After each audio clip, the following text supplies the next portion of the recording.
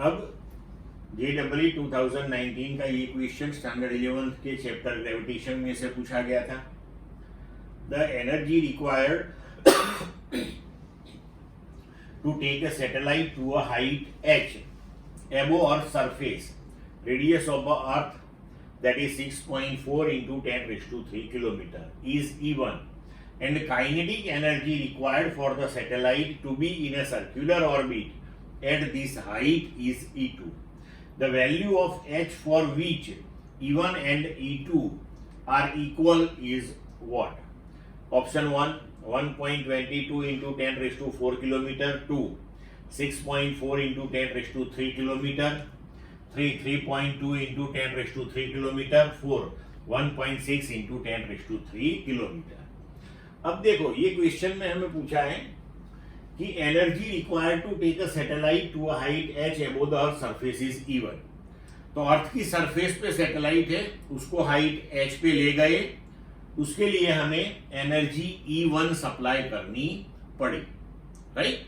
तो पहले हम देखते हैं कि अब सरफेस पे जब था तो उसकी पोटेंशियल एनर्जी U सरफेस, वहां से हमने उसको E1 एनर्जी सप्लाई की तो प्लस E1, और वो पहुंच गया h हाइट पे, तब उसकी टोटल एनर्जी हो गई U एट हाइट h।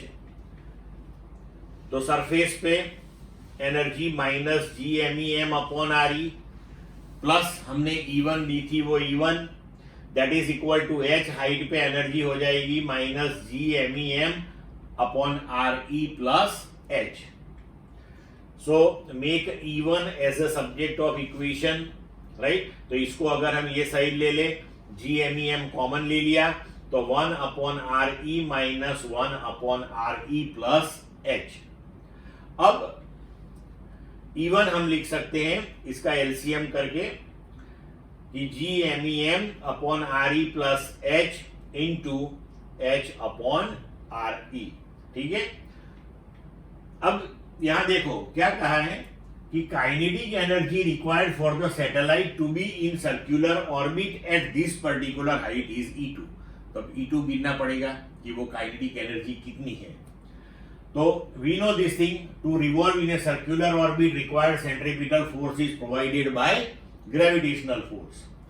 तो force that is mv square by r, यहां पे radius of the circular orbit हो जाएगी RE प्लस h।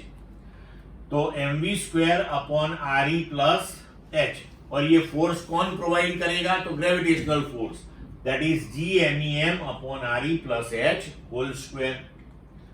तो अब mv स्क्वायर हो गया GMEM upon RE plus h। तो kinetic energy that is half mv square, तो वो हो गया GMEM upon 2 into RE plus h। अब हमें कहा है कि the value of h for which E1 and E2 are equal. तो अब E1 और E2 दोनों को हम इक्वल बनाएंगे। तो E1 की value GMEM upon RE plus h into h upon RE equal to E2 की value GMEM upon 2 into RE plus h। तो यहाँ पे h upon RE that is 1/2 हो जाएगा, ये दोनों साइड से कैंसिल हो जाएगा, तो h that is RE by 2। अब RE आपको दिया हुआ है 6.4 इंटू 10 रेज़ टू 3 मतलब 6400 kilometre, 6400 kilometre by 2 that is 3200 kilometre. So 3200 kilometre इसका मतलब हुआ that is 3.2 into 10 raise to 3 kilometre. तो ऑप्शन के हिसाब से हमारा आंसर हो जाएगा 3। क्लियर बच्चों?